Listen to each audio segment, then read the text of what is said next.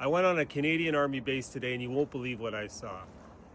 I traveled to my old base, Canadian Forces Base Petawawa, to visit some old locations and some old friends, and I went into the base, and the one thing that blew me away is how unfit and unorganized the soldiers on this base looked.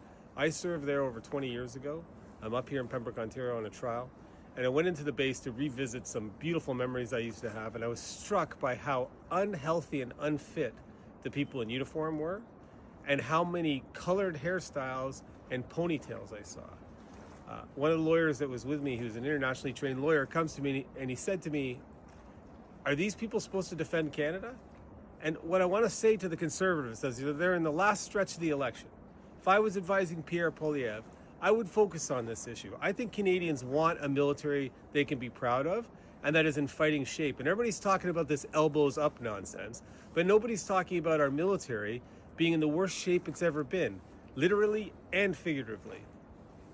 And for Pierre to come out today and say, you know what I'm going to do first thing when I become Prime Minister? I'm going to take the tampons out of the male bathrooms on every Canadian Forces base. I'll show you a picture of them. I took one today. I'm going to take them out of there, and we're going to refocus on building fighting forces, not Starbucks quality barista forces that look like they're diverse at the expense of our nation's security. It was disgusting to me. I still wanted to go back. I geeked out, bought myself an old Army shirt.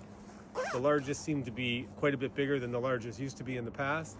But it was just shocking to go back onto the base where I had memories of hardcore MFs who were super fit, super focused. You got a sense that this was a fighting force on this base. And today I went in there and I thought I was in like second year at a college campus teaching social studies. It was not what I remembered it. Maybe I'm biased, you let me know, but I think a very strong platform in the last stretch for the Conservative government would be to focus on reinvigorating our Canadian Armed Forces so they become something we can be proud of again. Until next time.